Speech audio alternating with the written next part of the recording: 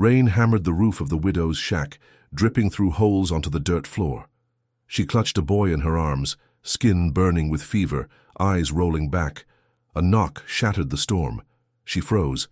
Who would come for her in the dead of night? And if they saw the Apache child she held, what would they do? The door creaked under the force of the knock, splinters rattling loose.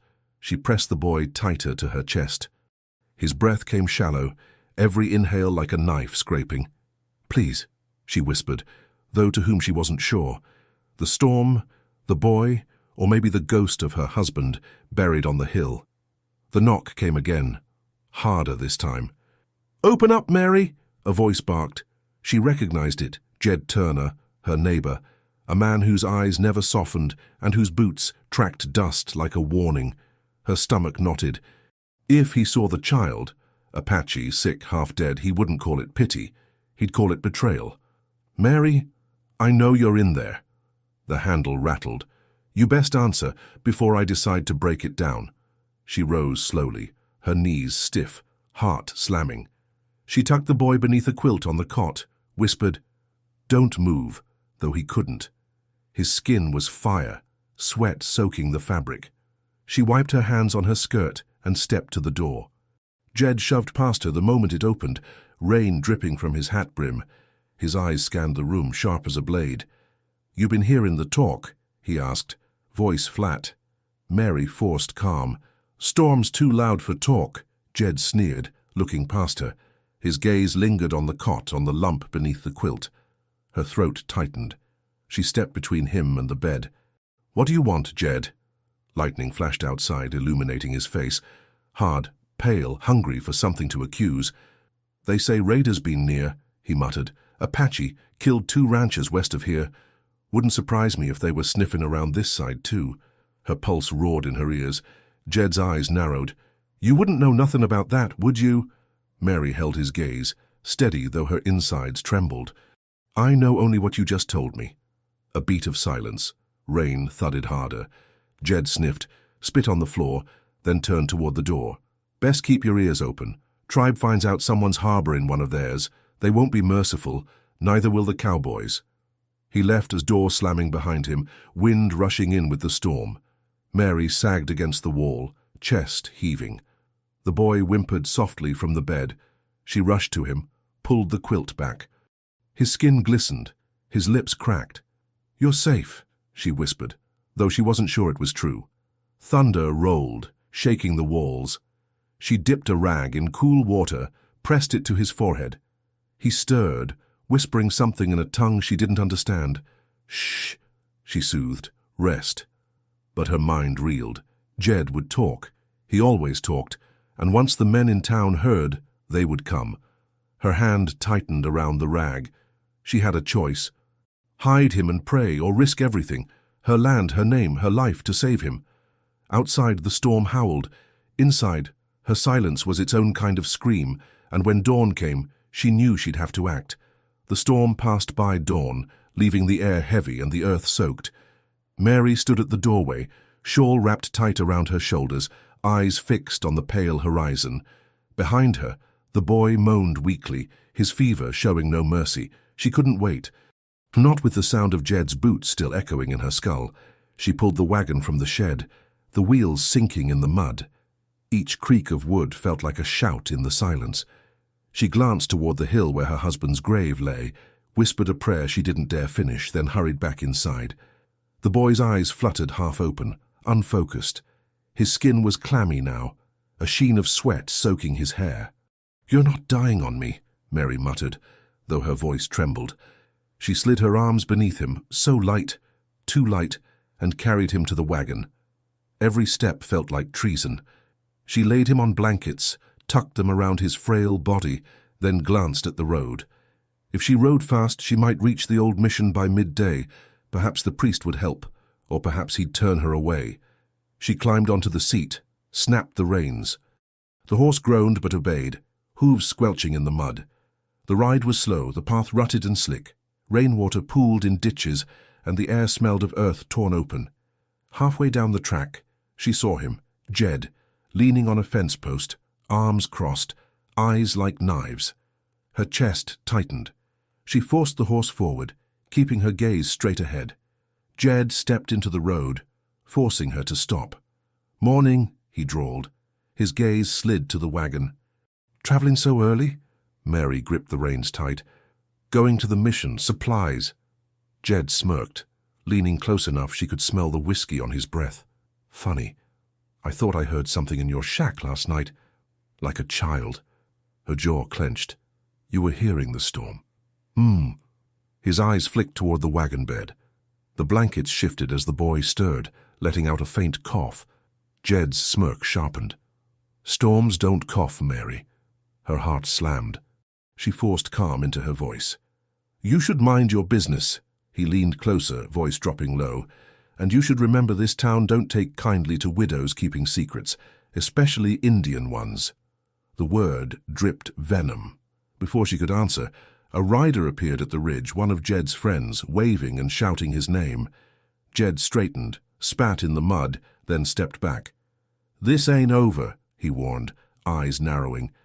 "I'll be watching." Mary snapped the reins before her fear could choke her. The horse lurched forward, wagon rattling over stones. She didn't look back, though she felt Jed's stare burning her spine. The boy coughed again, weaker this time. She reached back, squeezing his hand beneath the blanket. His fingers twitched faintly. "Hold on," she whispered. "Just hold on." The mission bell tower rose in the distance by midday, white walls gleaming against the sky. Relief flooded her chest, until she saw the figures waiting at the gates. 2 cowboys leaned against their horses, rifles slung casually but eyes alert. Watching. Mary slowed, pulse quickening. The boy whimpered behind her. If they saw him. She forced a smile, lifted a hand in greeting. "Morning." The taller cowboy tipped his hat. "Ma'am, roads are dangerous. Heard Apache's been near. You seen anything?" Her throat dried. "Only the storm." The other cowboy glanced at the wagon bed. "Traveling alone?" Mary's smile tightened. "As always." The taller man stepped closer, hand brushing his rifle stock. "Mind if we take a look?" Mary's grip on the reins stiffened. The blankets shifted again, a soft cough escaping. Time froze. She had one breath, one choice, and before she could answer, the mission door creaked open. The priest stepped out, his robes billowing in the wind. His voice rang sharp. "She's with me." The cowboys stiffened, exchanging a glance. The priest's gaze cut cold as stone. "Go on, you've no business here." The men muttered, spat, then mounted up and rode off, dust kicking behind them. Mary exhaled shakily. The priest's eyes found hers. "Bring him inside. Quickly." Her knees almost buckled with relief. She snapped the reins, guiding the horse through the gate, but in her gut, fear lingered. Jed knew. The cowboys suspected the storm had only just begun. The mission's heavy doors groaned shut behind her, sealing out the wind. The air inside was thick with incense and candle smoke, shadows flickering against whitewashed walls. The priest guided her quickly down a corridor, his robes brushing the stone floor. "Lay him here," he ordered, pointing to a wooden table in a small room that smelled faintly of herbs and dust. Mary lowered the boy gently, brushing damp hair from his forehead. His skin burned hotter than ever.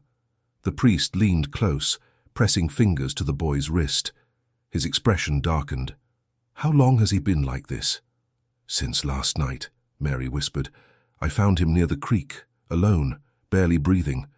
The priest's eyes flicked up sharply. "Do you realize what you've done, bringing him here?" Her stomach tightened. "He's a child. He'd have died." "He still might," the priest muttered, reaching for jars of dried leaves and a clay bowl. He crushed herbs, adding water, his hands quick but steady. Mary hovered, wringing her hands. "You'll help him." The priest glanced at her. "Of course. But understand this. Jed Turner's already been here this morning, asking questions." Her breath caught. The priest poured the mixture into a cup, lifting the boy's head to let the liquid trickle past cracked lips. "He said he heard something in your house, a child's voice. He told me he'd come back with others if I didn't keep watch." Mary's pulse hammered. "He knows." "He suspects." The priest's tone was grave. "But suspicion is enough. The cowboys are restless. They'll use any excuse to lash out, and harboring an Apache child. He shook his head. They'll call it treason. They'll call you worse. Mary clenched her fists. Then let them. I won't hand him over. The priest studied her a moment, then sighed, voice softening. You've always had a stubborn heart. He touched the boy's chest lightly. But stubbornness won't shield you when rifles are raised. The boy stirred faintly, murmuring in his language, words Mary couldn't understand. The priest leaned close, listening, then frowned. What did he say? She asked. The priest hesitated. He asked for his mother. Mary's throat tightened. She brushed the boy's hair again, whispering, I'm here. The priest's gaze lingered on her, searching. Then he straightened. If he survives the fever, his people will come for him, and when they do, they will not come quietly. Mary stiffened. You think the tribe is near? They're always near. His voice dropped. You just don't see them until they want you to. Thunder cracked again outside, though the storm had passed. Mary shivered. The priest set down the bowl. Rest for a while, I'll keep watch. But Mary couldn't rest. She stood by the boy's side, listening to every breath, every rustle of his body against the blanket. Hours dragged. By afternoon, his fever still raged, though he no longer thrashed. Mary's hand never left his. The priest returned with bread and water. She barely touched them. Suddenly, hoofbeats thundered outside. Mary's head snapped up. The priest's face hardened. He moved to the door, peering through a crack, his jaw clenched. Jed, and 2 others. Mary's chest seized. What do we do? The priest grabbed a rosary from his belt, voice calm but urgent. Stay hidden. Don't make a sound. The pounding began, fists against the heavy doors. Father, Jed's voice carried. Open up. We got reason to believe you're harboring someone don't belong here. The priest strode to the entry, shoulders squared. This is a house of God. You'll not desecrate it with suspicion. Then prove it, Jed shouted. Show us what's inside. Mary's blood ran cold. The priest's voice dropped low, steady as steel. I answer to God, not to men who reek of whiskey. Go home. There was silence. Then the scrape of boots on stone. Jed's voice came softer, more dangerous. You protect her. You'll fall with her. Mary pressed her hand against the wall, breath ragged. The boy whimpered in his fevered sleep. Finally, the hoofbeats faded. The priest returned, face grim. They'll be back, he said, with more. Mary swallowed hard, her decision crystallizing. Then I can't stay. If they find him here, they'll burn this place down. The priest hesitated, then nodded. Go at nightfall. Head north. There's a canyon, safe for a while. But once his people learn, they'll find you there. Mary's grip tightened on the boy's hand. Then let them. If they want him, they'll have to see me first. The priest searched her eyes, then gave a solemn nod. So be it. Outside, twilight thickened, the air heavy with a storm that hadn't yet broken, and Mary knew, when darkness came, so would her real trial. The mission bell tolled once, low and heavy, as the sun bled into the horizon. Shadows stretched long across the dirt road, and the last of the light painted the walls red. Mary pulled the boy close, wrapping him tight in blankets. His breathing rasped against her chest. The priest met her at the side gate, lantern dim in his hand. His eyes were grave. Go now. Before the town stirs again, stay off the main trail. Take the canyon road. Mary nodded, though her legs trembled. Thank you. His gaze softened for just a heartbeat. God be with you. She climbed onto the wagon, snapped the reins. The horse shifted nervously, sensing the weight of the night. Wheels clattered over stone as the wagon rolled into darkness. The road north twisted between mesquite and thorn bushes. Moonlight glinted on wet ground, the air still thick from the storm. Mary's heart pounded with every creak of the wheels. Behind her, the mission bells rang for evening prayers.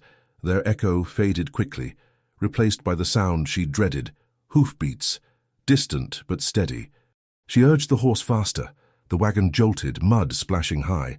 The boy whimpered, fevered and weak. Shh, Mary whispered, her hands shaking. Stay with me, please. The hoofbeats grew louder. She risked a glance back. Shadows flickered between the trees. Riders. Her chest clenched. She snapped the reins harder, voice sharp. "Go!" The horse lunged forward, wagon bouncing violently over rocks. Mary clung to the seat, teeth gritted. Then a shout tore through the night. Jed's voice, cruel and sure. "There she is!" A rifle cracked, the sound splitting the air. A bullet smacked into the dirt beside the wagon, spraying mud. Mary's heart lurched. She hunched low, urging the horse harder. Branches whipped her face, wheels rattled dangerously. Another shot. This one struck the wagon's side, wood splintering. The boy stirred, groaning softly. Mary pulled the reins sharply, veering the wagon toward the canyon road, where the path narrowed and trees thickened. Behind her, hoofbeats thundered. Voices shouted. They were gaining. The canyon walls rose around her, dark and jagged. Echoes of pursuit bounced off the stone. The horse strained, breath harsh in the silence. Then the road forked. One path led deeper into the canyon, the other toward the open plains. Mary hesitated. Too long. Jed's riders burst into view, their lanterns flaring in the dark. "Stop her!" Mary yanked the reins hard left, plunging into the canyon. Rocks scattered, wheels jolted dangerously close to breaking. The riders followed, hooves sparking on stone. The boy's weak voice whispered from the blankets, a word she didn't know. It sounded like prayer. Mary bit back tears, voice hoarse. "Hold on." The canyon narrowed until the walls nearly scraped the wagon. The horse slowed, hooves slipping on loose gravel. Shouts echoed close. "She can't outrun us! Cut her off!" Mary's chest heaved. She spotted a gap between boulders ahead. Narrow, jagged, almost impassable. But it was her only chance. She snapped the reins, guiding the horse toward the gap. Wood scraped stone as the wagon squeezed through, sparks flying. The boy whimpered, clutching the blanket tighter. Behind her, curses rang out as the riders tried to follow. The gap was too tight for two of them. They were forced to dismount, shouting and scrambling. Mary pressed on, heart hammering. The wagon lurched, one wheel catching on rock. For a breathless moment, it teetered. She cried out, whipping the reins. The horse strained. The wheel slammed back down. They made it through. For now, the canyon widened briefly, revealing a dry riverbed littered with stones. Mary urged the horse into it, wheels bouncing wildly. Every jolt rattled her bones. But the hoofbeats came again, relentless. Jed's voice cut the night like a blade. "You won't get far, Mary. You'll hang for this." Tears stung her eyes. She didn't look back. The boy's hand slipped weakly from the blanket, fingers curling around hers. His touch was burning, fragile. She tightened her grip, whispering, "As long as you breathe, I won't stop." But above the canyon walls, a darker shadow moved. Silent. Watching. Not Jed. Not cowboys. Something else. Mary's heart faltered at the sight. She wasn't as alone as she thought. The moon slid behind clouds, plunging the canyon into near darkness. The only light came from the flicker of lanterns bouncing in pursuit, their glow stretching across jagged walls. Mary's breath came ragged, each jolt of the wagon rattling her bones. The boy lay limp now, whispering incoherent words, his hand still clutching hers. Then another sound cut through, the sharp, shrill cry of an eagle. It echoed off the stone, startling the horse. Mary's head jerked up. On the canyon rim, silhouetted against the pale clouds, stood a figure, broad-shouldered, still as stone, a long weapon gleaming faintly in hand. Her stomach dropped. Apache. Jed's riders hadn't noticed. Their voices boomed closer. "Keep after her!" Mary forced the wagon forward, but her eyes darted upward. The figure hadn't moved, hadn't spoken, only watched. A rifle cracked behind her. The bullet hissed past, sparking against rock. The horse reared, nearly tipping the wagon. Mary clung to the reins, teeth gritted, forcing it steady. Then another whistle cut the night. Not from the riders, from above. A second figure appeared on the rim. Then a third, shadows against the sky, all silent, watching. The cowboys cursed, spurring harder. They hadn't looked up yet. Mary's heart hammered. She felt both terror and hope twist inside her. If the tribe claimed the boy, she might be spared, or slaughtered. Jed's voice tore through the chaos. "She can't keep this pace. Box her in." The canyon narrowed again, walls pressing tight. Jed's riders fanned out, lanterns casting leaping shadows. Then came the sound Mary hadn't expected, a low, rising wail. It carried from the canyon rim, chilling the air. A war cry, sharp and cutting. The riders froze. One yanked his horse back. "What the hell?" Another cry answered, then another. Jed swore, "Don't spook, keep moving." But it was too late. Rocks tumbled from the rim, crashing into the path behind Mary. Horses reared, cowboys shouting. Mary urged her horse forward, seizing the moment. The wagon jolted hard, scraping stone, but kept moving. Lantern light flickered wildly as cowboys scrambled. One horse bolted, crashing into another, sending its rider sprawling into the dirt. Above, the shadows moved with precision. Shapes darted along the rim, unseen but felt. Jed bellowed, voice ragged with fury. "Damn it! Stay together!"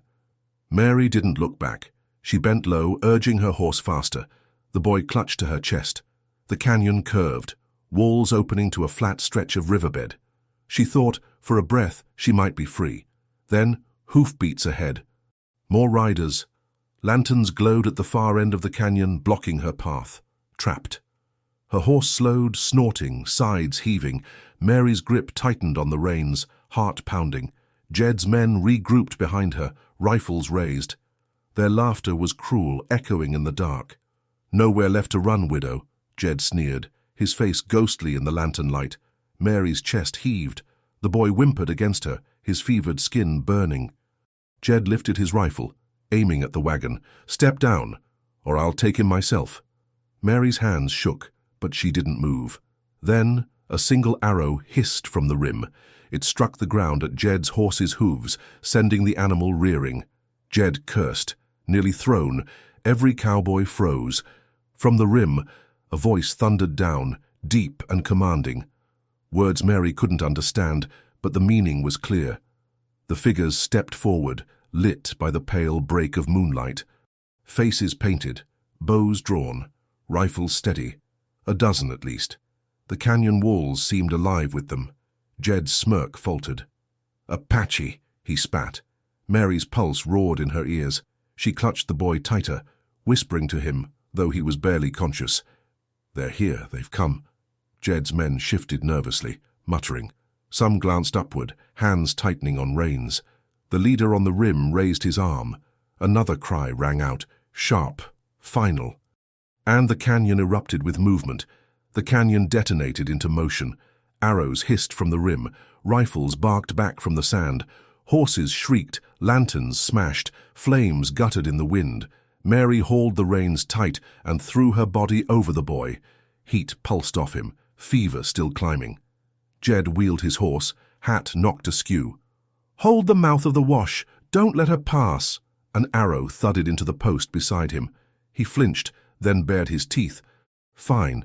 We'll cut her down where she sits." Two cowboys spurred forward, trying to flank the wagon.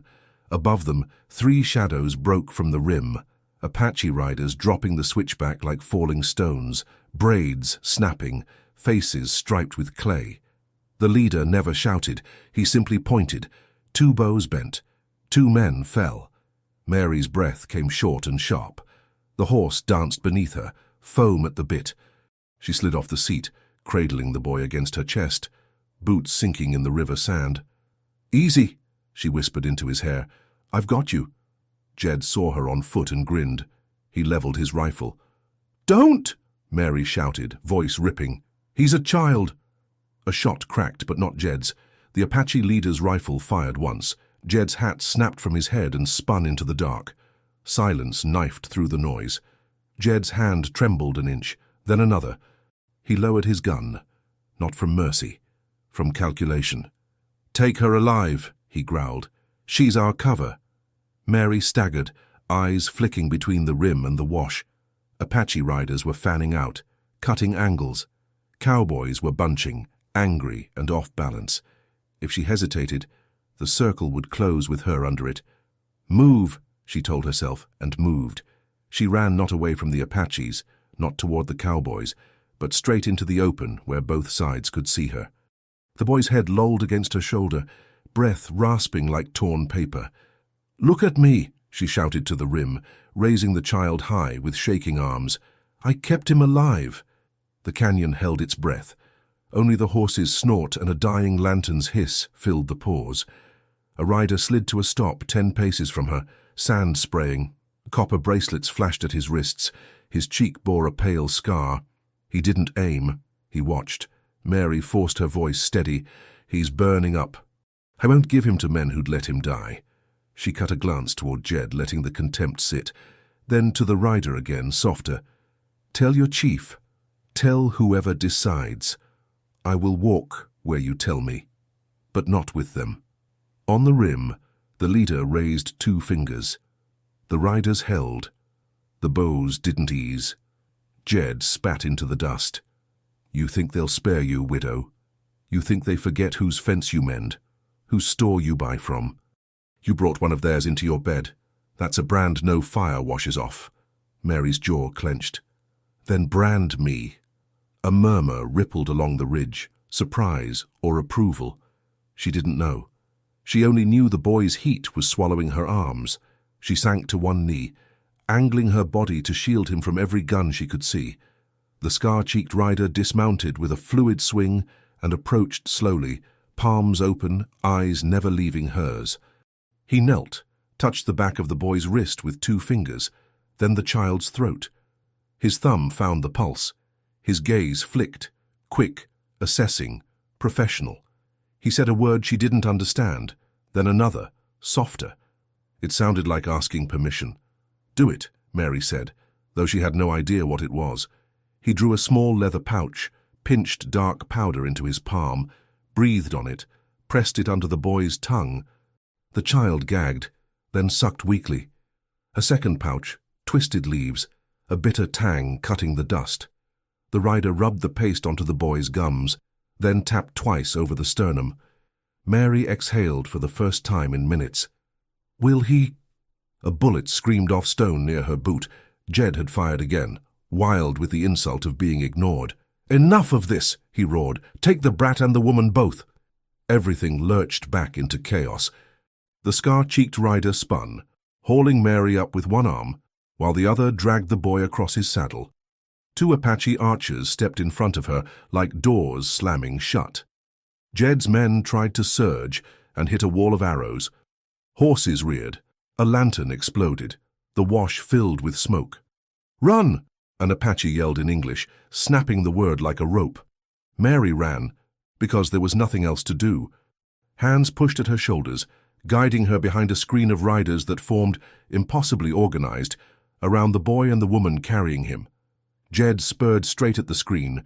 The leader on the rim fired again, this time at the ground under Jed's horse. Sand leapt. The animal planted hard, nearly bucking him off. Another arrow hissed past Jed's cheek, pinning his sleeve to the saddlewood. He froze, eyes gone wide, rage checked by the thinness of his skin. "Leave," the leader called down. English rough but clean. "You keep breath." Jed ripped the arrow free and bared his teeth. "You'll choke on that breath, all of you." But he pulled back, because living men can threaten tomorrow and dead ones can't. He pulled his riders with him, cursing, backing out of the choke point with his hate intact. The instant they cleared the mouth of the wash, the formation around Mary tightened. Riders flowed like water, closing ranks until horseflank met horseflank. Bows outward, rifles ready. Mary found herself inside a moving ring, shoulder to saddle leather, the boy across the scar-cheeked rider's lap, his little chest fluttering. "Can he breathe?" she asked, stumbling to keep pace. The rider nodded once. "If we reach camp," he said, accent turning the words blunt. "If not—" He didn't finish. He didn't have to. They moved. Fast. The ring shifted with the terrain, opening to slide between boulders, closing to cross open sand. Above, shadows on the rim mirrored them, eyes everywhere. The canyon's echoes turned hooves into thunder. Mary's shawl slipped. A hand she didn't see righted it without touching her skin. She muttered, "Thank you," to the air. No one answered. No one needed to. Minutes or hours bent. The fever's heat burned through the night. The boy's fingers twitched around the rider's sash, and Mary counted each twitch like a prayer bead. When the canyon finally spilled into a wide basin, the moon slid from cloud. She saw it then. Fires. Dozens. Tents like low shadows. Horses staked in a careful crescent. Women at the nearest flames, faces lifting as the ring of riders poured in. Children reached for men's legs. Elders stood, eyes sharp even at rest. The ring did not break, it thickened. Riders from the camp joined until Mary felt the press of bodies all around her. A living wall, breath and leather and smoke. In 3 breaths, she was nowhere and everywhere, inside a tribe that had decided, at least for now, that she belonged to the problem they would solve. A man stepped into the circle's center as it halted, older than the rest, hair silvered at the temples, a necklace of bone and shell across his chest. His gaze fell to the boy, then rose to Mary. He did not blink. The scar-cheeked rider spoke in a low river of words. The elder listened, said one word back. The scar-cheeked rider answered with 2. The elder nodded once. He lifted his chin at Mary. "Why?" he asked, in English that carried weight rather than fluency. "You risk all for him." Mary's throat went dry. Rainwater from the storm still beaded on her cuffs, cold against her wrists. "Because no one else would," she said. "Because I couldn't put him back down and pretend I didn't hear him breathe." The elder considered that in the long way, careful men consider things that can't be fixed if broken. He gestured. Women swept in with bundles, leaves, steam in bowls that smelled of pine and bitter root. The boy was lifted as if he were made of glass and ash. Mary took a half step to follow, then halted. The ring had not opened for her. Every face around her turned and slow, as if on a single hinge. Not hostile, not welcoming, appraising. The storm she had outrun formed again, but this time it wore eyes and decisions. "Will he live?" she asked, voice small against the basin's silence. The elder's answer came like a drawn string, "If the night allows." He tilted his head, studying her a beat longer. "And you," he added, softer and more dangerous, "if the tribe allows." The circle tightened one more pace, leather brushing her sleeves. Lantern light fluttered across teeth and beadwork and the wet shine of eyes. The entire tribe surrounded her now. Patient, absolute. Somewhere inside their wall a child moaned. Maybe hers for this borrowed hour. Somewhere beyond it, a man named Jed chose which hatred he would carry into dawn. Mary kept her chin up and her hands open, because there was nothing else left that was true. A drumbeat sounded once, flat and final. Then the questions began. Questions came like arrows, one after another. Why him? Why here? Why risk a white woman's neck for an Apache child? Mary kept her hands open and her eyes level. "Because he was dying," she said. "Because no one else would lift him." Murmurs. A young warrior with a hawk feather jabbed a finger at her. Maybe she steals him. Maybe she trades him to her cowboys. The scar-cheeked rider stepped between them without touching either. "I saw her stand in the open," he said, English blunt. "Guns both sides. She did not run." The elder's gaze didn't soften. He tilted his head toward the fire where women had spread blankets. "Bring the child." They carried the boy as if the blanket were glass. The camp's healer, an older woman with smoke on her palms, knelt listening with her ear to his chest. She tapped twice near the ribs, then looked up. "Fever sits deep," she said. "Breath is shallow. We pull heat or he drowns in it." Mary moved closer before anyone granted it. "Tell me what to do." The healer held Mary's stare for a long beat. "You hold him when he fights the steam. You do not let his spirit wander." "I won't," Mary said. The circle eased a fraction. Only a fraction.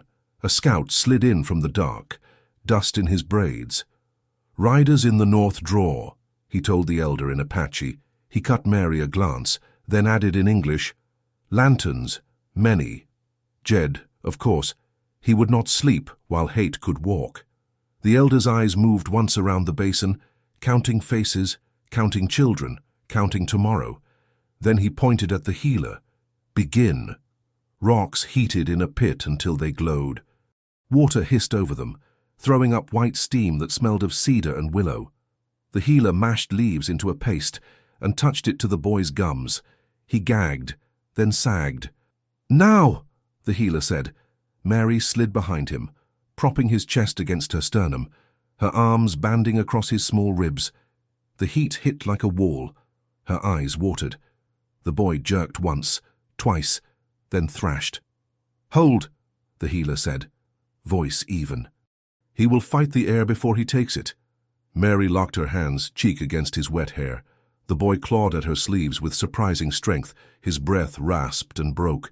She murmured nonsense, prayer, promise, anything that had weight. Outside the steam tent, men argued low and hard. The hawk-feathered warrior spat in the dust. "Trade the woman to the cowboys," he insisted. "They follow her scent. Give them the scent." "Keep the camp." Scarcheek shook his head once. "You trade fear, it returns fatter." He jerked his chin toward the tent flap. "She holds him now. If he lives, it is because of 2 hands, not 1. The scout returned, quicker this time. 20 at least, he said. "They make a line like a knife." The elder listened. He neither hurried nor slowed. "Warm more stones," he said. "Send the women and small ones to the south arroyo." "Quiet." The camp moved with a practiced calm. Ties were loosened, bundles shouldered, paths remembered in silence. Still, Mary could feel the tremor under it, the hum a hive makes when the shadow crosses. The boy heaved. A wet rattle shook his chest. The healer leaned close, thumb beneath his jaw, fingers tapping a rhythm against bone. "Cough," she whispered, not to him, but to air that might carry the word where it needed to go. "Cough." He didn't. His body went stiff, then limp. Mary's vision tunneled. "No, no, no." She rocked him hard. "Stay." "Lift his arms," the healer snapped. "Now." Mary hooked her hands into the boy's pits and raised his arms high. The healer pressed hard into the soft place below the ribs. Once, twice, a third time, steam wrapped them in a blind world of heat and heartbeat. Nothing. The healer's mouth tightened. She pressed again, deeper. Breathe. A tiny gag. A string of phlegm. Then a cough, small and ugly and perfect. Another followed, stronger. The boy sucked a thin, tearing breath. Mary sagged around him, tears burning. The healer's face did not change, but her shoulders eased a hair. "Again," she said, softer. "We keep him here." Outside, the hawk-feathered warrior's patience snapped. "We do not keep her," he said. "Her town brings rifles. They burn our water. You let a fire walk in and ask if it needs a blanket." Scarcheek stared at him until the younger man looked away. "If a woman with empty hands frightens you, take a smaller name," he said. The scout's third arrival cut even that thin thread of humor. "Lanterns at the canyon mouth," he told the elder, breath-clipped. "They spread. They listen for us." The elder looked toward the south arroyo, where the first shadows of women and children slipped into the stone. His jaw worked once. "We move the camp when breath returns to the boy," he said, "not before." If breath returns, Mary heard and held tighter. The healer changed stones, changed leaves, changed the rhythm of her tapping. The boy coughed again, then whimpered. Heat rolled over them in punishing waves. Mary's arms shook. She did not let go. "Drink," the healer said, and Mary took the gourd between her teeth, spat a thin line of water onto the boy's lips. He licked at it, barely there. Minutes stretched, or years. A hand brushed the tent flap. Scarcheek ducked inside, eyes bright with news he didn't want to bring. "They found the wheel ruts," he said. "They follow the creek stones. Dawn will give them our bones if we stand here." The healer didn't look up. "Then make dawn slow." Scarcheek blinked once, almost a smile. Then he was gone. Outside, orders snapped quiet as knots. Riders peeled off toward the canyon throat, not to meet the cowboys head-on, but to bleed their shape into the dark, to lead them sideways, to teach them what patience costs. Mary could feel the camp's pulse change, the beat of people becoming air. But inside the steam, There was only this boy and the heat and the stubborn drum of her own chest against his back.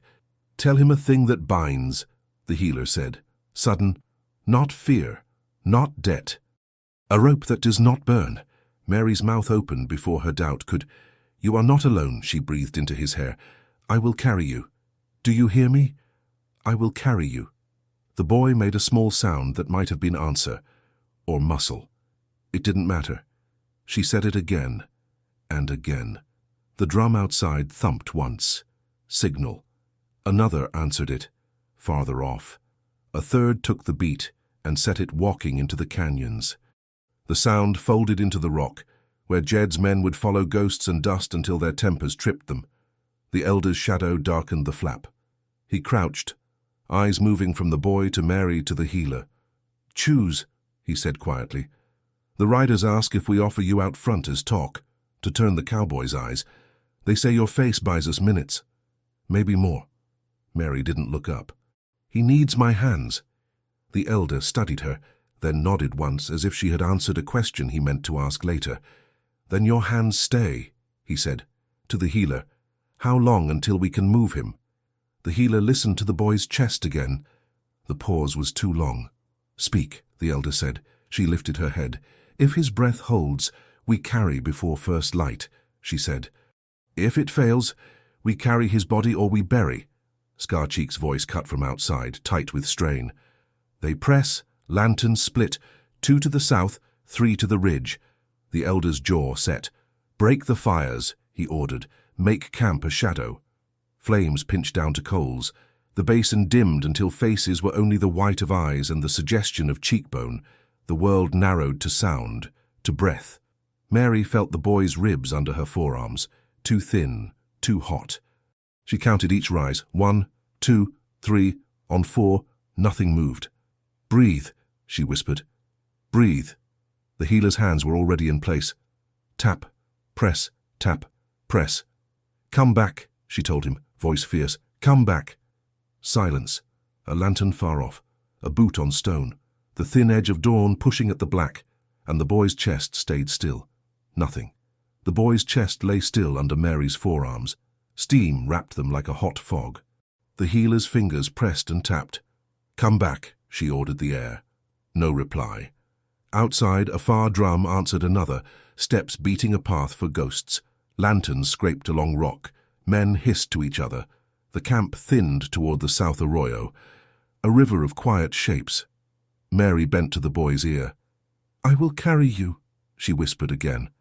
"I'm still here." No breath. The healer's mouth went flat. "Open his jaw."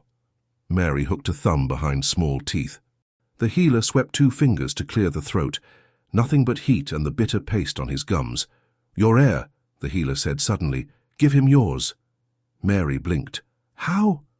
"Cover his mouth. Seal yours. Push." Mary sealed her lips to his. The steam burned.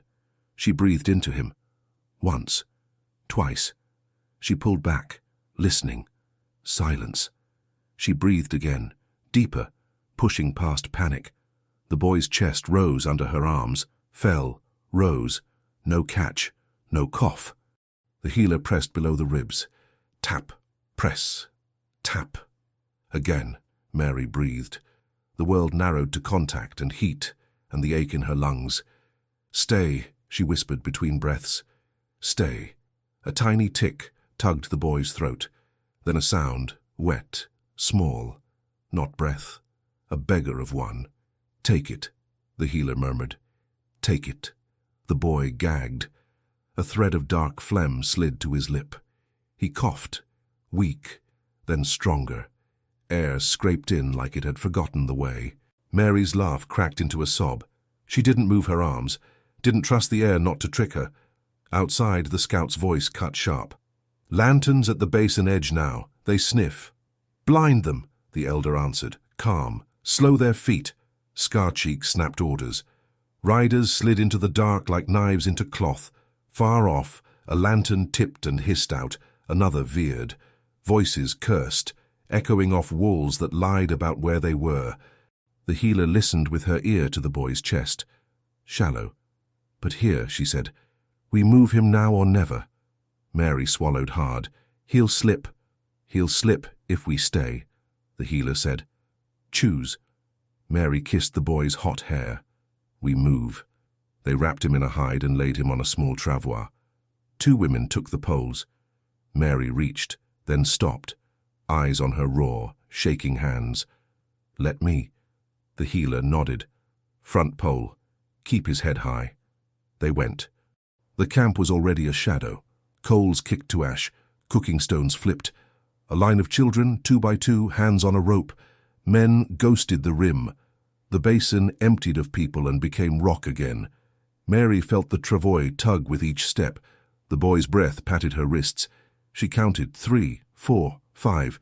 At 6 it hitched. She stopped. Walk, the healer hissed. Breath likes rhythm. Mary walked and counted. 7, 8, 9. The hitch smoothed.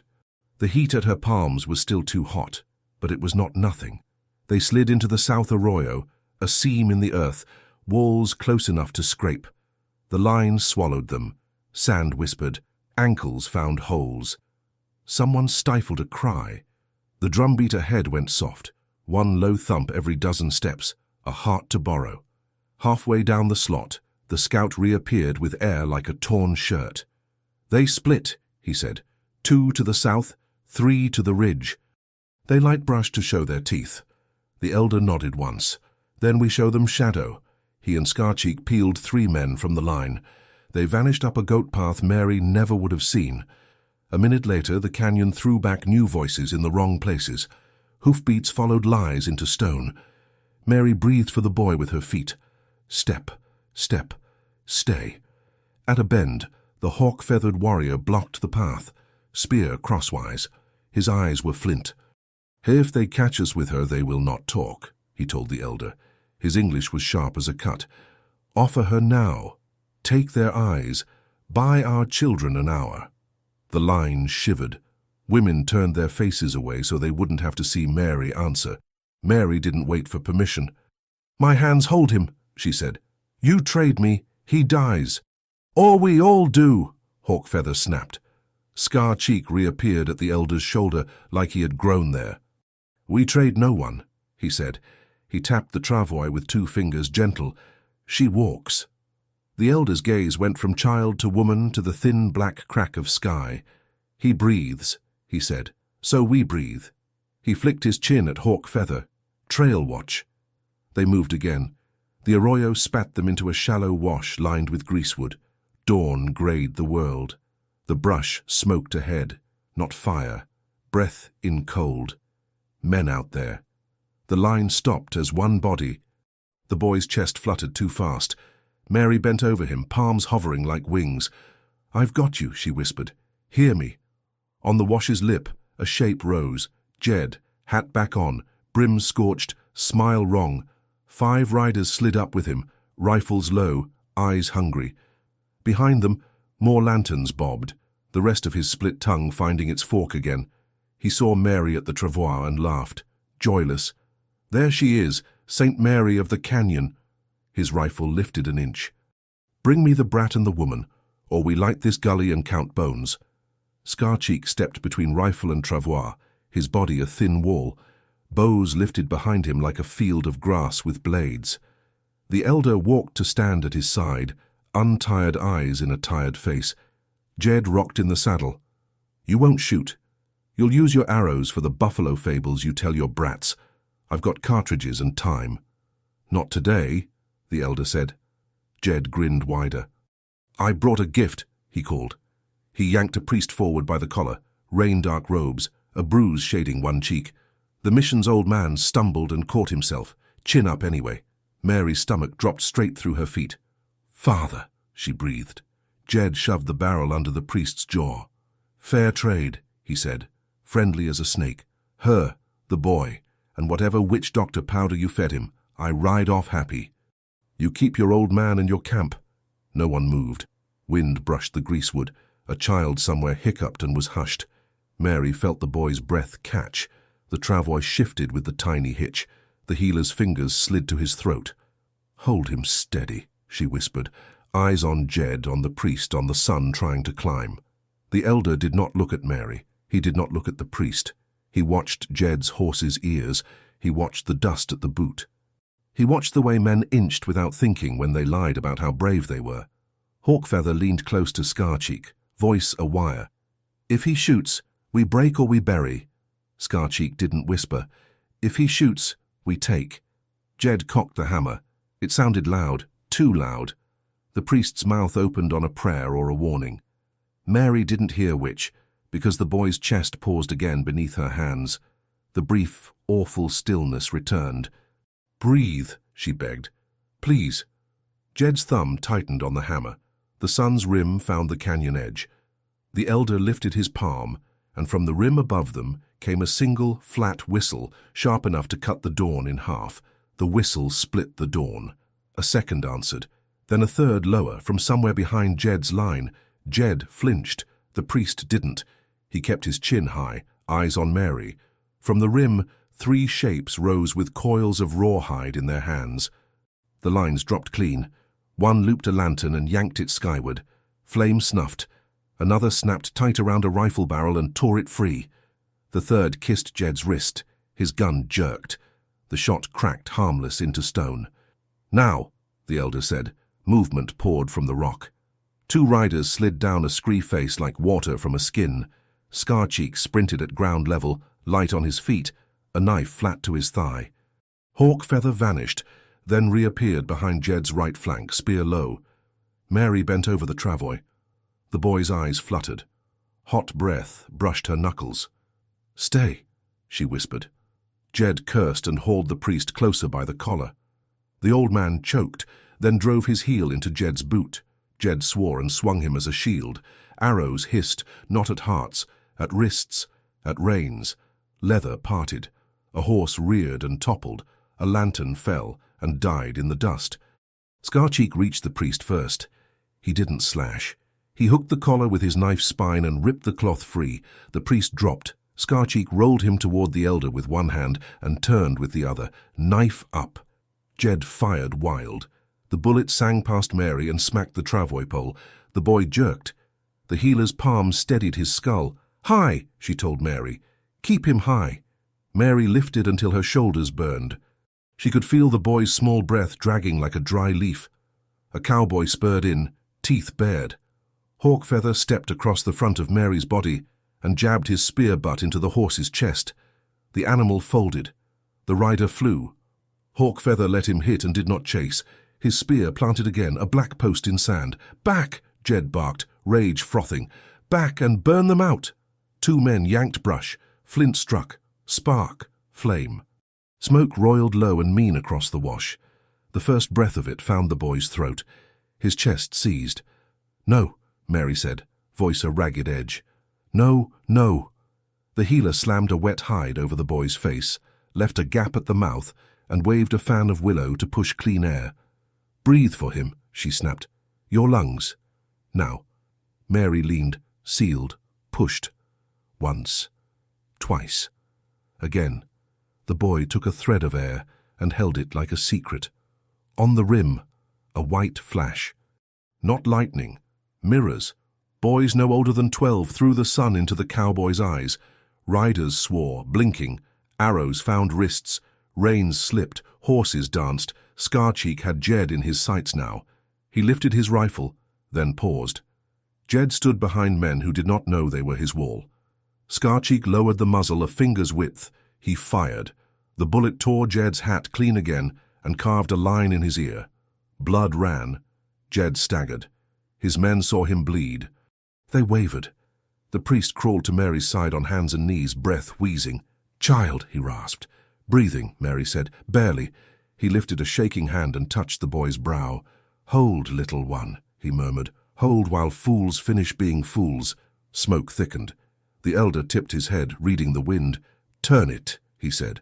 2 women popped from greasewood like quail, threw wet blankets into the flame, and dragged smoke sideways. A rider trotted past at a walk, not a run, cloak-wide, drawing the dirty air like a sail. The wash cleared a narrow lane. "Go," the healer ordered. "Move him." Mary hauled the front poles. The travois slid. The lane was only as wide as a breath. She stole that breath and paid it to the boy. A shot cracked close. Sand leapt against her cheek. Hawkfeather didn't look. He stepped into the line of fire and let the bullet take his arm's meat instead. He grunted, then grinned, bloody and bright. "Missed," he told the man who had shot him. His spear answered for him. Jed saw the camp thinning south and understood it. Hate sharpened into math. "Take the arroyo mouth," he yelled. "Cut the rope of their women." Scarcheek spun, eyes to the ridge. 2 cowboys had found a goat path and were scrambling to the lip above the fleeing line. He snapped a whistle. A boy with mirrors dropped them and lifted a sling. A stone hummed. One man pitched backward with a broken tooth and a worse idea. The other froze long enough for a second stone to send him after his friend. Mary kept walking. Step, drag, step, drag. The boy's breath patted her wrists. The pat faltered. She knew the tune now, knew when the drum lost its beat. "Stay," she said, and gave him one of her own. The priest staggered beside her, one hand on the travois rail, the other clutching his torn collar. "He has a mother?" he asked, voice thin. Mary's throat closed. "He has me." The old man nodded, as if that was the only answer the morning allowed. An arrow cheeped into the sand at Mary's boot. She didn't flinch. Another hissed past her ear and buried in a cowboy's thigh. The man screamed and dropped his rifle. Scarcheek did not look to see him hit. He was already moving toward Jed again. The elder lifted his palm. His voice rolled low. "No more blood if feet can carry it." Jed laughed, hoarse with smoke. "Your feet won't carry far." He flicked his eyes at Mary. "You think they'll keep you when this is over? They'll use you and feed you to the coyotes for dessert." Mary didn't answer. Words were wind. The boy's breath was a coin and she was broke. The wash bent. A shallow bend, nothing. But on its far lip stood 3 more riders. Not Jed's. Town men. Hard hats. Fresh rifles. Their faces were Sunday clean and Monday cruel. They took in tribe, priest, woman, child. Their eyes lit like matches. "There," one barked. "Get the squaw thief and the heathens." The elder didn't curse. He breathed out, as if the morning had merely delivered what mornings deliver. "4 flanks," he said. "Too high, too low. Take eyes, not hearts." Scarcheek answered with a nod you could miss if you blinked. Hawkfeather rolled his wounded shoulder and gripped his spear like it had just told him a joke. The healer's hand found Mary's elbow. "Turn here," she said. "Rock shadow. Less wind." Mary turned. The shadow took a piece of smoke from the boy's mouth. He coughed once, small, precious. Then the new men fired. The first shot threw sparks from the elder's necklace. The second smashed a water gourd and turned the dust to paste. The third went high and cut a rope that held back a curtain of brush. The brush swung down in front of Mary like a door she hadn't known was there. She stopped dead. On the other side of that green door stood Jed. 10 paces, rifle aimed, eyes perfect with hate. He smiled without lips. "You don't hide behind leaves, widow." Mary didn't think. She stepped in front of the travois and raised her empty hands. "He breathes," she said. "Shoot me, and his breath stops." "You want that on your dog's soul too?" Jed's finger tightened. "I want—" A shadow flew between them. Scarcheek slammed into Mary, shoulder first, knocking her sideways. His rifle barked from the ground as he fell. Jed's horse screamed and went down hard. Jed rolled, came up to a knee and fired blind. The bullet struck the travois rail, wood shattered. The boy slid. Mary threw herself under him and caught his head on her forearm. The world shrank to the size of a child's mouth. The breath was gone again. "Now!" the elder shouted. Bows snapped. Stones hummed. Rifles cracked from the ridge in a chorus made for ending things. Jed's men ducked. 1 fell. 2 ran. The town riders turned their horses and tried to find a reason they had come. Mary didn't look. She sealed her mouth to the boys and pushed air into a body that would not take it. "Stay," she said. "Stay." A final shot rang, close and mean. The priest shouted a warning. Scarcheek's hand came up too late. Mary lifted her head for one last lungful and saw the muzzle smoke drifting straight at the travois. The muzzle smoke curled toward the travois. Mary threw her forearm across the boy's skull. Heat kissed bone. The slug hit wood, tore through hide, and ripped a furrow along her arm. White fire. She didn't scream. She sealed her mouth to the child's and pushed air. "Stay," she breathed. "Stay." Scarcheek fired from the dirt. Jed jerked back, hat spinning, ear bleeding fresh. Hawkfeather stepped in, spear low, driving a horse sideways to break the shot line. "Pull them," the elder snapped. Riders flowed. Two lifted the travois free of the shattered rail. The healer jammed her palm to Mary's wound, tied a strip with her teeth, and never lifted her eyes from the boy. "High," she told Mary. "Head high. Breath likes the hill." Smoke crawled. Mirrors flashed. Stones hummed. The wash turned into a maze of wrong directions. Townmen cursed and fired at echoes. Arrows answered wrists and reins, not hearts. Horses bucked. A lantern died under a heel. Jed rose to a knee, sighting again. Scarcheek didn't give him a clean line. He crossed it twice, then aimed low. Jed's rifle jumped from his hands. Mary kept walking. Step, drag. Her blood spotted the sand and vanished under other feet. The boy's breath patted her wrists, snagged, then patted again. She fed him one when it snagged. The priest limped beside her, collar torn, breath raw. "Your arm." "Later," she said. The elder lifted his palm. The ring collapsed inward. Tribe around them. Total. A wall of flesh and leather and will. The town riders saw the wall and hesitated. Hate is brave until it meets something older. "Back out," Jed barked, voice too loud for a shrinking man. "Back and burn the brush." He meant to find distance, make fire the tongue he couldn't be. Scarcheek didn't let him. A whistle cut left. Two riders slashed through a saddle cinch. The man toppled. Jed wheeled and ran his horse for a gap that wasn't there. The gap closed. "Go," the elder told Mary, voice calm as rope. 200 paces. Stone room." She went. The healer walked backward, fanning clean air into the boy's face, accounting under her breath.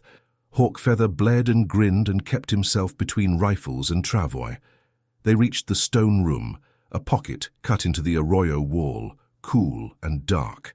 Women slid mats across the floor. The healer pointed. "Lay him. Do not break the angle of his head." Mary lowered the boy. Her hands shook. Blood ran to her palm and made her grip slick. The healer caught her wrist. "Press here," Mary pressed. The boy's chest skimmed under her fingers. Up and down, up, outside, the fight thinned into feints. Drums walked away from the wash.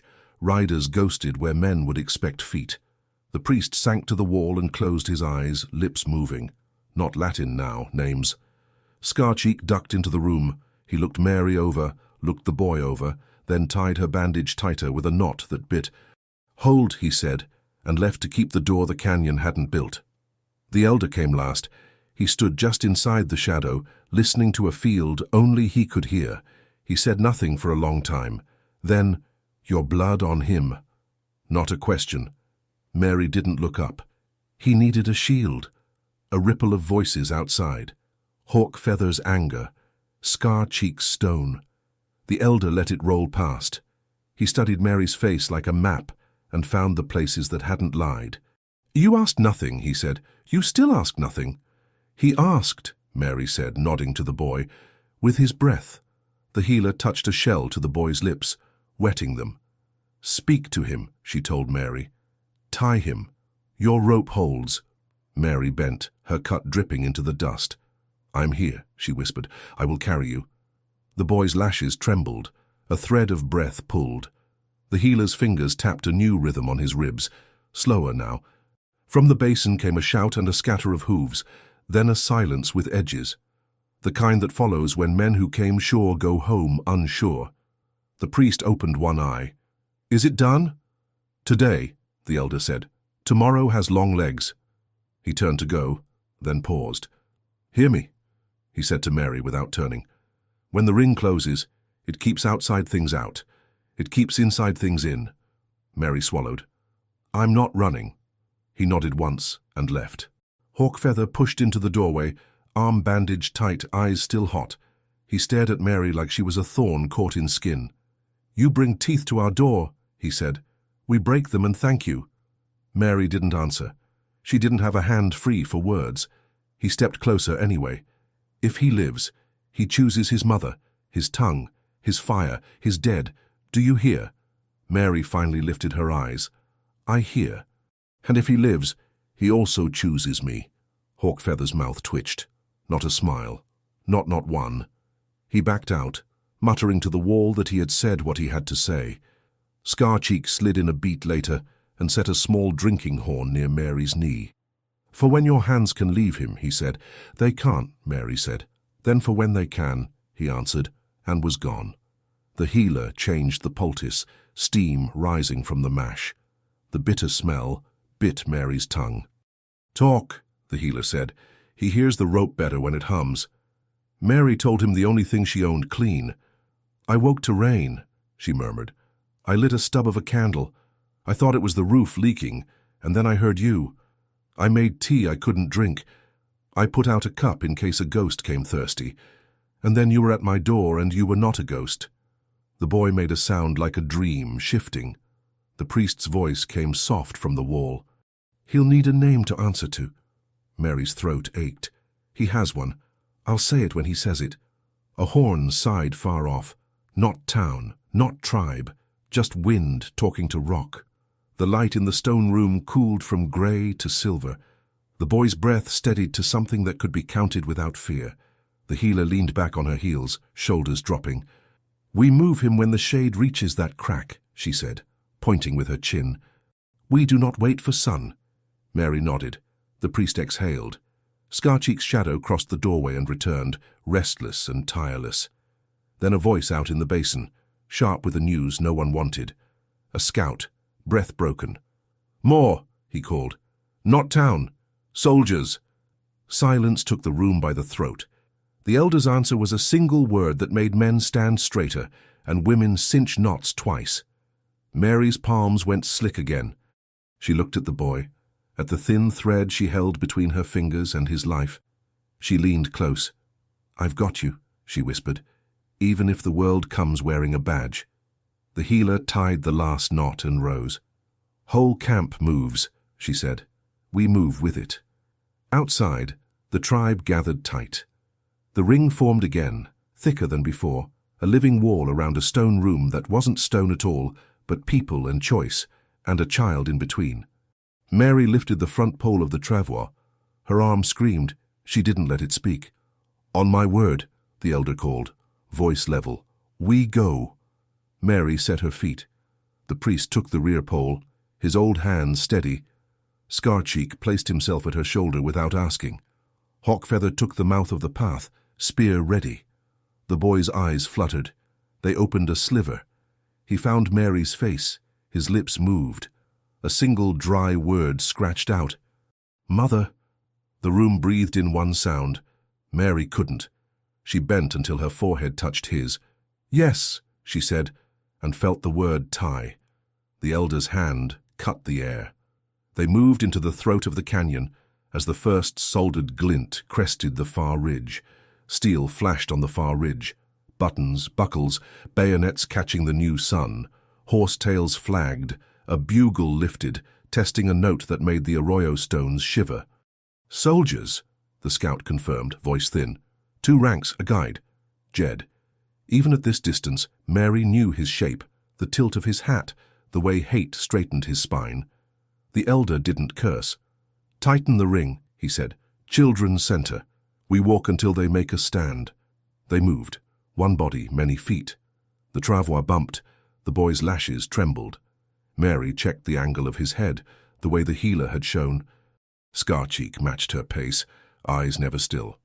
Hawkfeather took the mouth of the path, spear low, wounded arm bound white. The priest limped at the rear pole, breath ragged. They'll claim authority, he warned. Law, peace. The words will be clean. And the choice is dirty, Mary said. They reached a shelf of stone where the arroyo widened to a ledge. Beyond, the basin opened, flat, visible, nowhere to hide. The tribe halted, ring cinching on instinct. Bluecoats fanned at the far edge, sabers sheathed, rifles across saddlebows. A young lieutenant rode forward with a white glove on his bridle hand. His moustache looked drafted that morning. Jed angled a step behind him, smile thin. The lieutenant lifted his voice. People in the wash, he called. Careful, practiced. By order of Fort Larrabee, you will remain where you stand. Lay down weapons. Send the woman harboring an Indian boy forward. No harm will come if you comply. The ring didn't answer. Wind moved through greasewood, smelling of iron and wet ash. Jed cupped his hands. Mary, be smart. They'll hang you in town or feed you bread at the fort. Choose the bread. Mary's fingers tightened on the pole. The boy's breath tapped her wrist. Tap, pause, tap. The pause was longer today. The elder stepped until his toes kissed the ledge. He said nothing. He only stood there, old as the stone. The lieutenant tried again, louder, the words more clipped.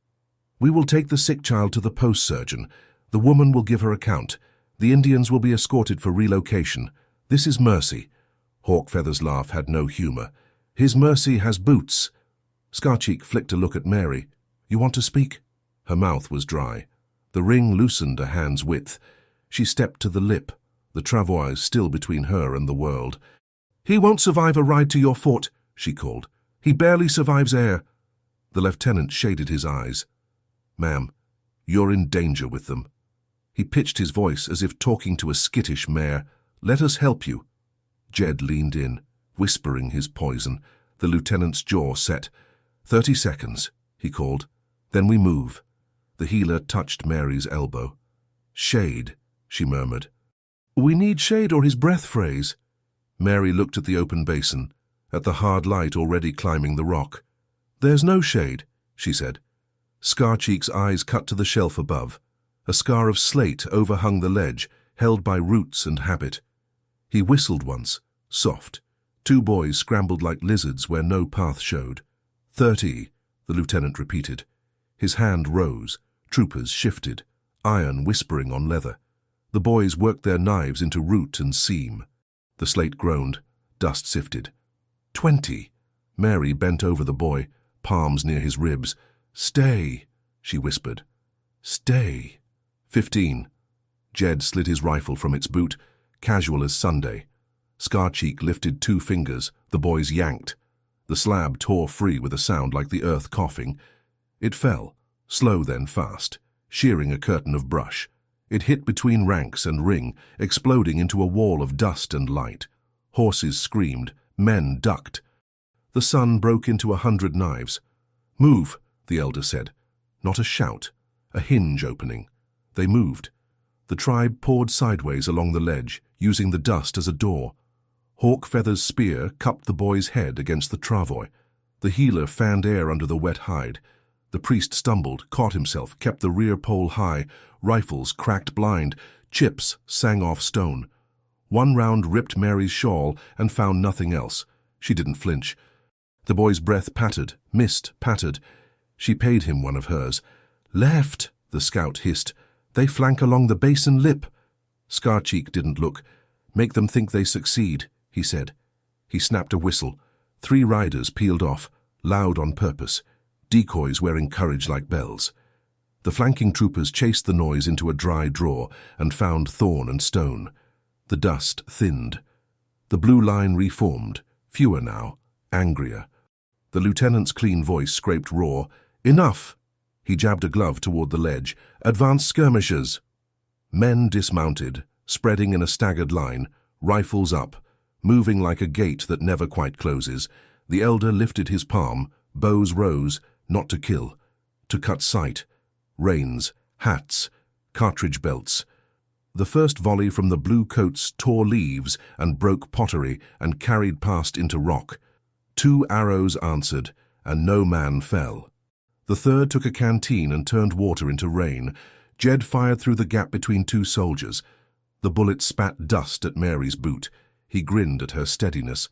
Still brave? Good. Makes the fall louder. Mary kept her body between Jed and the child. I won't fall. The lieutenant's face pinched. Young man, old order. He drew breath to call the next step, to grind this moment into a report later. The priest stepped into the open first, hands up, collar torn, face stubborn. Lieutenant, he called, voice carrying. There are children, a fevered boy. Stand your line. Let the doctor's work be done. Jed hissed something at the officer. Mary couldn't hear, but she saw the effect. The lieutenant's eyes flicked to Jed, then back to the ring, then to Mary. One heartbeat of doubt lived and died on his mouth. "Bring the woman," he ordered. "Do not fire unless fired upon." Two soldiers started forward at a measured walk, rifles at the trail. Hawkfeather set his spear across the path and did not move. Scarcheek stepped to the other side, knife low.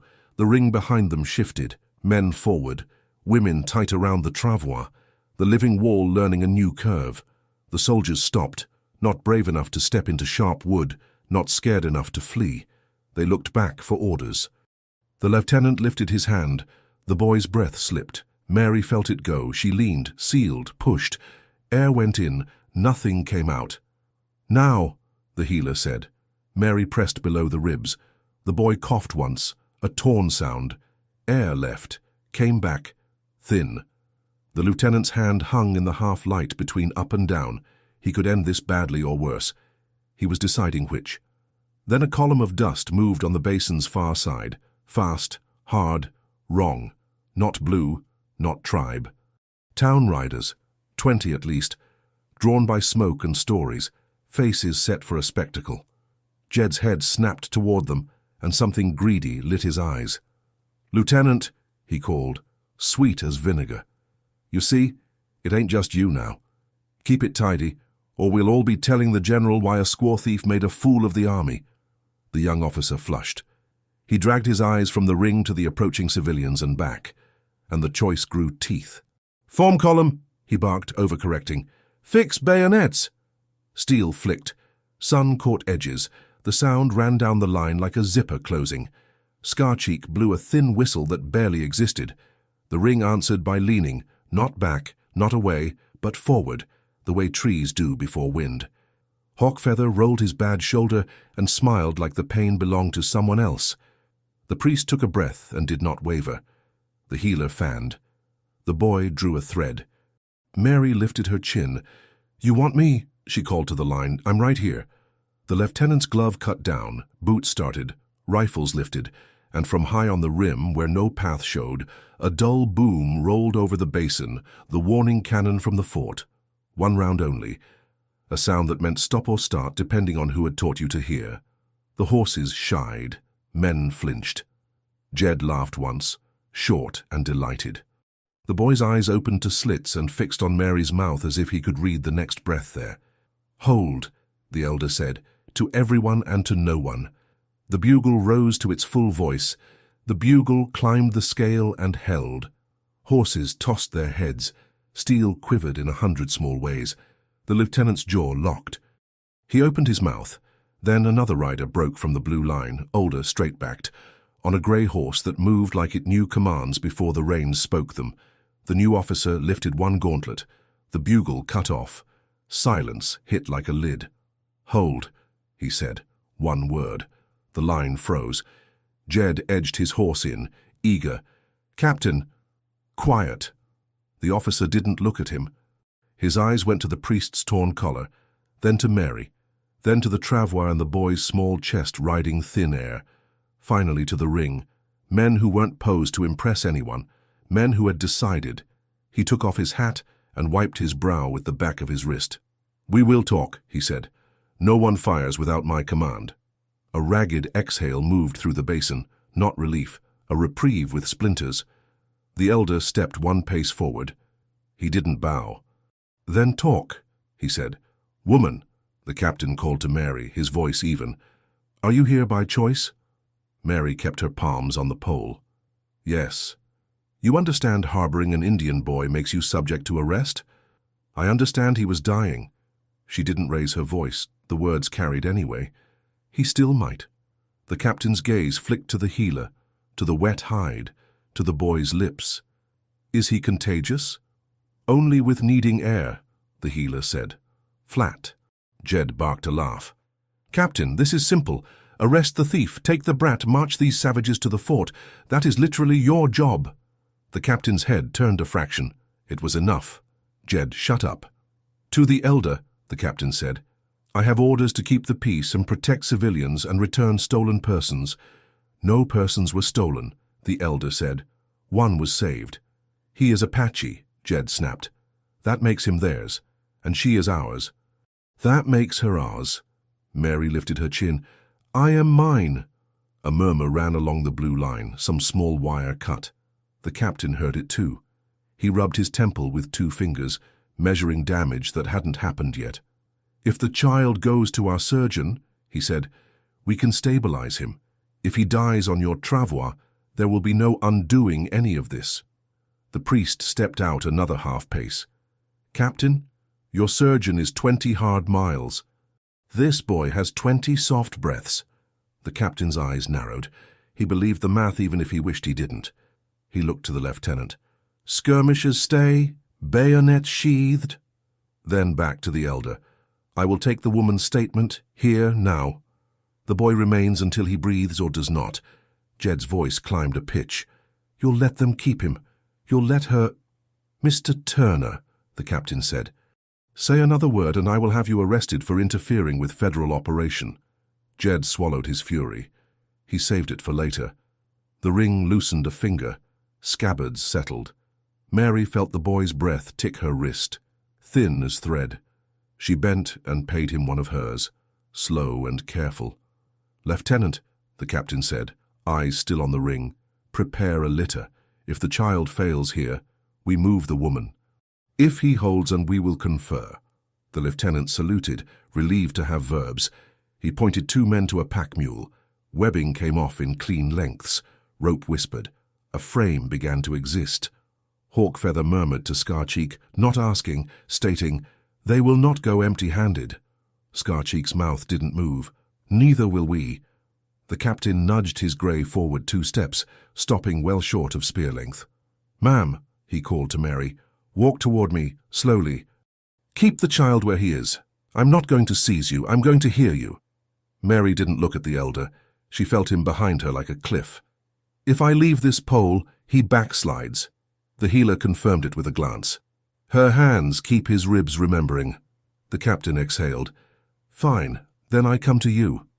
He swung a leg over and dismounted, handing the reins to the lieutenant. He walked the last 10 paces alone, palms open. Dust took his boots without complaint. Up close he smelled of saddle soap and sleep lost to maps. He stopped where Hawkfeather's spear could tick his coat. Name? Mary Fallon. Mrs. Widow. How did the boy come to you? I opened my door, she said. He was on my arms before I had a reason. The captain glanced at the healer's kit. What do you need that you do not have? Shade, the healer answered. Time. A mouth that does not shout. The captain nodded once, as if adding 3 impossible items to a requisition. He turned to the elder. If I tell my men to stand down and keep civilians back, can you keep your young ones from proving themselves today? The elder's eyes didn't blink. If your men do not move, we do not move. Jed leaned in at the lieutenant's shoulder, voice asore. Sir, the town men won't like you parleying with painted thieves. They'll write letters. They'll say, Lieutenant, the captain said without turning. Escort those civilians to the basin edge and keep them there. If they raise a rifle, break it. The lieutenant's throat bobbed. Yes, sir. He wheeled a squad and rode to meet the townsmen. Voices rose. The priest closed his eyes, as if pushing prayer into the cracks between words. Mary bent again. The boy's breath snagged. She pressed, breathed, whispered, Stay. The rhythm caught, returned. A single fly settled on the captain's collar. He flicked it away and looked suddenly older. I've seen too many little graves, he said, not to anyone. Then louder, We will wait 10 minutes. If his breath holds, we will give you passage to the canyons south. If it fails, I will take the woman into custody for her protection. Hawkfeather bared his teeth. Your protection cuts. Sometimes, the captain said. Sometimes it is a wall taller than a bullet. 3 minutes already, the healer said, voice a clock. He loosens. It is good. Jed broke from the knot of civilians and strode toward the line, face shining with a bright, stupid idea. He cupped his hands and shouted past the captain. Mary, I got truth for you. When he breathes easy again, you know what comes next. They take him, and they leave you in the dirt. You'll be a story they tell their children, about a foolish white woman who carried a fever and forgot her own kind. Mary didn't look up. I haven't forgotten anything. 5 minutes, the healer murmured. The boy's chest rose smoother now, the pause shorter, the scrape less cruel. The priest's shoulders sagged an inch. The captain checked his pocket watch and snapped it shut. "Hold your men," he told the elder. "I'll hold mine." A shout tore from the basin edge. Anger, not fear. The lieutenant's voice rose, trying to be bigger than it was. The townsmen pushed against the blue line and found it firmer than their opinions. One man swung a rifle like a club. A soldier took it and handed the man his dignity back in pieces. 7 minutes, the healer said. She fanned and changed the angle of the hide. Shade slid across the boy's mouth like mercy. Jed's eyes went flat. Parley bled his theatre. He needed spectacle. He needed a body. He drifted behind 2 troopers, crouched, and picked a shot through 3 gaps that weren't there until he made them. The muzzle tilted toward the travois. Scarcheek saw the glint and moved, but a beat too late. Hawkfeather felt the change in air and pivoted, spear across, but he was guarding the captain, not the child. The priest flung up his hands and shouted, "No!" Mary lifted her face in time to meet Jed's eyes across a tangle of legs and steel. She knew exactly what he was about to do. 9, the healer breathed. 1 more minute. Jed squeezed. The shot cracked. Close, mean, aimed true. Jed squeezed. The barrel kicked. The shot tore through dust toward the travois. Hawkfeather's spear flashed, smashing the rifle sideways. The bullet screamed past Mary's cheek and buried in the ledge. Stone spat. The spear's shaft splintered in Hawkfeather's hands. He laughed anyway, breath bright with pain. "Arrest him!" the captain barked. 2 troopers lunged. Jed swung a fist. A trooper took him at the elbow, twisted, and drove him to his knees. Steel kissed his wrists. He spat blood and threats that broke on the dust. "Hold your line!" the captain snapped to his men. "No one fires." Silence fell hard enough to shake hats. The townsmen wavered behind the blue coats, mouths open, courage cooling. Mary had not moved from the pole. The boy's chest had paused with the shot, then shuddered.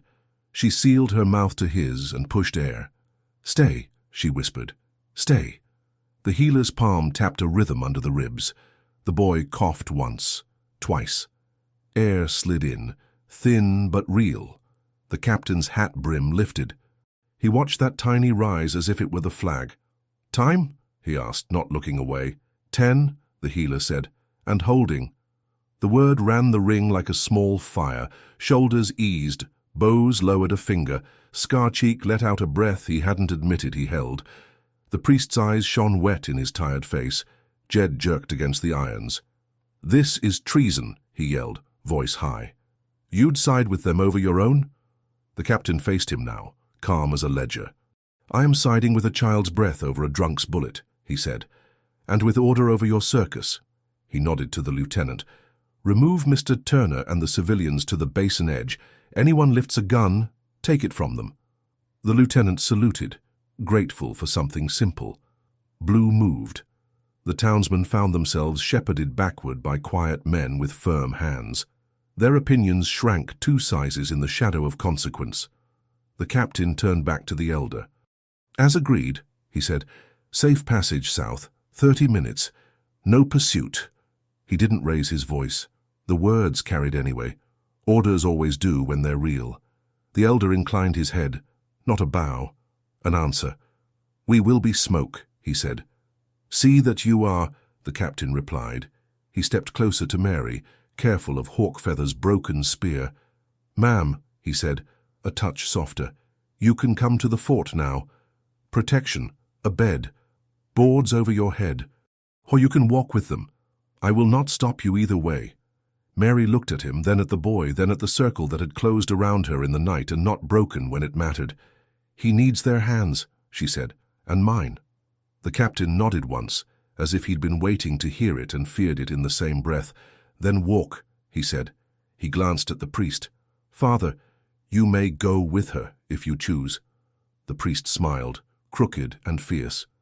"I have already chosen." Scarcheek slid in, binding Hawkfeather's arm tighter with a strip of linen. Hawkfeather scowled at the bandage and grinned at Mary. "You owe me a spear," he said. "I'll whittle too," she answered, and surprised herself with it. The healer touched Mary's shoulder. "Shade," she reminded. "Keep him high." They moved. The tribe flowed sideways off the ledge, using scrub and stone as doors. Scar-Cheek took point. Hawkfeather guarded the mouth. Women wrapped coals. Boys packed mirrors. The ring never opened. It breathed. On the ridge above the blue line, the mirror children threw one last clean sheet of sunlight into every watching eye. The basin blazed white for a blink. Men blinked back tears they pretended were dust. When they cleared, the ledge held only rock and a whisper of feet. "Do not pursue," the captain said again, for the lieutenant and for the hotheads. "We stand fast." Jed sagged in the irons and smiled a small, ugly smile to himself. "She'll come back," he muttered. "They all come back when winter's teeth show." The captain heard him and did not answer. He watched the place where the ring had been until the dust settled flat. Then he turned away to write the first sentence of a report he already hated. In the narrow cut south, the world changed light. Greasewood gave way to cottonwood shade and the smell of damp rock. The travois skinned over stones and slid over sand. Mary counted breaths with her feet. Step, drag, stay. The boy's eyes opened to slits again. He tracked the motion of her mouth. His lips moved. A whisper came out shaped like the word he had used. "Mother." Mary's throat broke around a sound that was not a sob and not a laugh. "Yes," she said into his hair. "Yes." They reached a pocket of shadow the healer liked, a fold where wind couldn't find them. "Here," she said. 3 minutes, not more." Hands went to work without talk. Fresh leaves, cool water, new stones wrapped in wet hide. Scar-Cheek crouched at the edge of the fold, watching the world that wanted them. "They hold," he reported. "The blue make a wall for us against the town." "Strange day." "Strange days are truer," the priest said, settling to his knees. He lifted the boy's hand and made a small cross over it without asking permission and without apology. "For luck," he added, to anyone who needed words for it. Hawkfeather planted the broken spear like a promise and leaned on it. "When he breathes easy," he told Mary, not unkind, "we go fast. After that, we decide where you stand." Mary met his stare. "I'm already standing," she said. "If you send me away, you'll have to point." He almost smiled. "I know how to point." The healer listened with her ear to the thin chest. "Better," she said. "Not good. Better." She looked at Mary's bandaged arm, the blood spotted through. "Your turn when he sleeps." "After," Mary said. A thud rolled the canyon, distant, dull, not a cannon, a rockfall, or thunder without rain. Scar-Cheek's head lifted. "Move," he said, instinct talking first. Before they could, a shadow stepped out of deeper shadow in the fold's far seam. A man, alone, unpainted, empty hands high, blue coat stripped, shirt plain. The captain. He had come without the hat, without an escort, without the distance that made men wrong. Scar-Cheek didn't raise his knife, but he stood between. "You walked far," he said. "I walked 10 paces, the captain answered. The rest was deciding. He kept his eyes on Mary so she could choose who he was in this moment. "I came to say this and go. You have until the sun is a hand above the ridge. After that I cannot hold them. I will try anyway, but I cannot promise." The elder appeared behind Scar-Cheek like a tree had chosen to move. He listened without blinking. The captain added one more small thing, voice thin and honest. "I was given orders to count bodies today. I prefer to count breaths." He touched 2 fingers to his brow, a soldier's courtesy given to people who owed him none, and stepped back into the seam he'd used to come.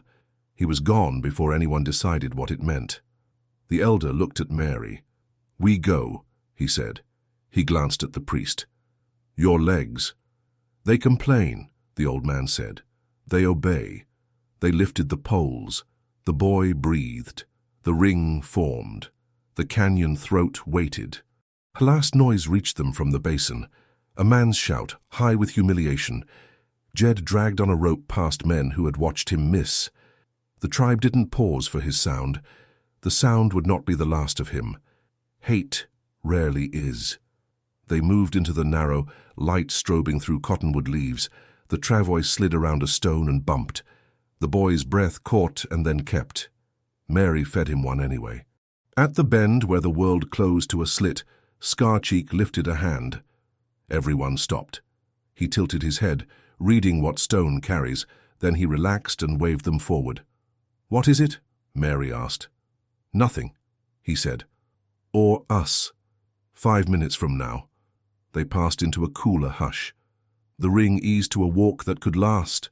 The elder fell in beside Mary for a few steps. "When we stop tonight," he said, "we speak where words do not break." Mary nodded. She didn't know that place yet. She would. The canyon widened to a long hallway of shade. For the first time since the knock on her door, the world felt like it might allow something gentle. The boy slept, not the falling sleep of fever, but the climbing kind. His mouth softened, his fingers unclenched. Mary looked up through leaves at a square of sky and let a tear go where it wanted. Then she set her feet and walked faster. Behind them, a bugle sounded again, faint, formal, far. Ahead, the land sloped south into country that didn't care what anyone called it. The ring held, the breath held, and whatever came next would have to cross both. By midday, the canyon opened to a bowl of cottonwoods and stone. Shade pooled deep, water whispered out of sight. The tribe settled like a breath finally let go. "Here," the healer said. "Lay him." Mary knelt with the travois. The boy's eyelids fluttered, then stilled. His chest rose, thin, steady, not scraping. She brushed damp hair from his brow. Heat still lived there, but the edge had dulled. Scar-Cheek crouched beside them. "This place is quiet," he said. "Quiet helps." Hawkfeather leaned on his broken spear, bandage fresh. He nodded once at Mary. "You walk well for someone who bleeds." "I had someone to carry," she answered. He snorted, but the hard line of his mouth eased. The priest lowered himself with a soft groan, hands folded. "I will thank God," he said, "and any spirit that listens." The elder stood at the rim of shade, watching the path they had come. He spoke without turning. "The soldiers hold. For now." "For now," Scar-Cheek echoed. Women moved like water. A pot simmered. Stones warmed in coals. Children were hushed with strips of sweet root. The camp did not celebrate. It rebuilt the day. Mary fed a few drops of water along the boy's lips. He swallowed. A tiny, stubborn motion. She smiled into it. "There you are," she whispered. The healer listened again with her ear to the small chest. "Better," she said. "Not safe. Better." Her eyes flicked to Mary's bandage. "Now you." "After," Mary said. The elder's shadow fell across them. He sank to a crouch, old knees uncomplaining. His face held no judgment, only weight. "You stepped into our ring," he said. "You did not run when it closed." "I asked for nothing," Mary said. "You asked for breath," he answered. "That is not nothing." He studied the boy's face, then lifted his gaze to Mary. "When he wakes, he will be asked to choose. You will be asked to stand where he points. Understand?" Mary's throat worked. "I do." Hawkfeather shifted, uneasy. "If he points at you, the town will pour fire." Mary held his stare. "It already tried." The priest chuckled once, dry and warm. "She is stubborn," he said. "A vice on some days, a miracle on others." Scar-Cheek's mouth twitched. "Today," he said, "it bought minutes." A girl ran up with a small parcel wrapped in deer hide. She placed it by Mary's knee and darted away. Inside lay a narrow length of wood, sanded smooth, notched at the end. A whistle. "For calling help," Scar-Cheek said. "Or for scaring coyotes." Mary pressed it to her palm. "Thank you," he shrugged. "Wind likes other voices." They ate little. No one slept. Afternoon moved over the cottonwoods in slow bands. The boy dozed, then woke, then dozed again. Each time he surfaced, his eyes found Mary's face. Each time his lips shaped a word he did not need to say. Toward evening, the elder called them to the circle. Small, tight. Only those whose hands had bled that day. The boy slept between Mary and the healer, wrapped and high, his breath a thread that held. The elder placed a hand on his own chest. "We speak plain," he said. "Soldiers will lose patience. The town will grow teeth. Winter will come with its own knives. He glanced at Mary. You may walk with us to the high country, or we can take you to a rock above the mission after nightfall. Mary looked down at the sleeping face, then around the ring, worn eyes, nicked hands, lives that had chosen each other 1,000 times. If I leave, she said, who holds his ribs? Who keeps the steam? Who tells him he is not alone when the fever wakes and asks him to go? No one answered. The question wasn't for them. It was for the part of her that still remembered a house with a roof and a name that didn't start fights. I stay, she said, until he stands without me. After that, she let the rest hang like a coat on a nail. We ask him. Hawkfeather tipped his chin. Hard road. Better than a short one, Mary said. The priest touched the dust with 2 fingers, then his brow. I should go back, he said. If the mission is to stand between anger and fire, someone has to stand in the doorway. Mary's eyes shone wet. You'll be alone. He smiled. Alone is a word people use when they forget who watches. He rose with effort. I will come when I can. Scarcheek rolled his shoulder. If blue coats come on purpose, he said, we will hear them. They will come, the elder said. Men do not enjoy being made to wait. He stood. The circle stood with him. Break the camp into quiet pieces, he ordered. We climb at dark. The river ledges will carry us. The wind will tell the rest. They moved. Coals were cradled. The smallest were lifted. Lines formed without talk. Mary lifted the travois pole. The healer checked the angle. Scarcheek took the near flank. Hawkfeather tested his bad arm and decided to keep it. Ready? The healer said. The boy stirred. Eyelids lifted. He blinked at the dim, at the cottonwoods. His voice came rough as wool. Mother! Mary bent close. I'm here. He closed his eyes, content with that map. Dusk folded into the leaves. Stars gathered. They set out, feet soft, shadows longer than they were.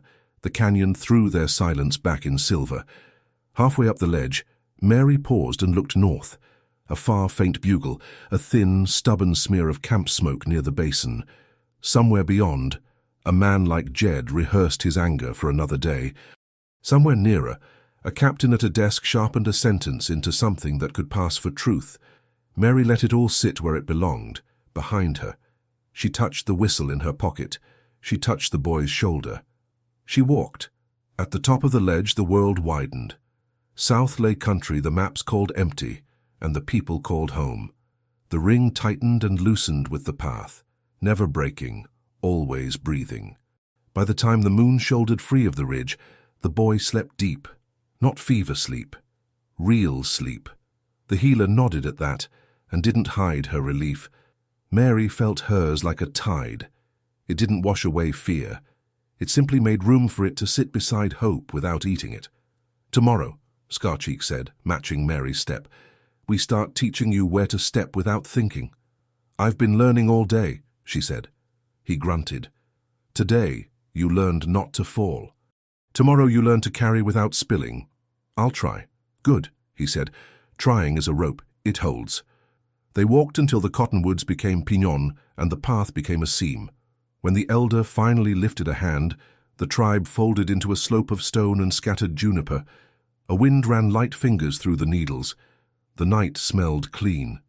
Mary laid the boy down and sat with her back to the rock. Hawkfeather dropped the broken spear at her feet. Until you whittle me too, he said. She smiled. I owe you. He nodded once and drifted into the dark. Scarcheek melted to the rim. The healer tucked a coal under a flat rock and drew a line of powder across its edge, something that smelled like safety and old names. The elder stood until the cold found his knees, then sat. The priest's absence lay like a small hollow at the circle's edge. Mary looked at it and did not fill it with fear. Some doorways require one shadow only. When sleep finally came, it came in pieces. Mary woke at each small catch and paid the boy one breath until he didn't need it. Near dawn he didn't. He breathed without her. She cried once, silently, and let the tears dry where they fell. Morning drew a pale edge across the rock. The boy's eyes opened, clearer than before. He stared at Mary a long time, then reached for her sleeve. She took his hand. "We're still here," she said. "Still," he echoed, and smiled, a small, fierce thing. The day would carry them up and over into higher country and harder choices. The town would talk. The fort would decide what to write. Jed would plot. The priest would stand in a doorway and make it wide. But for now there was breath and a ring and a road that did not end where fear wanted it to. Mary closed her eyes, leaned her head back against the stone, and let the sun find her face. "We walk," she whispered, "together." The canyon held the word and gave it back, softer. Together. If this story hit you, if a stranger's breath could be your reason, tell us, would you step into the ring when your own town stares you down? Drop your thoughts below, share the video, and subscribe for more frontier tales where courage is a choice and family is made, not found.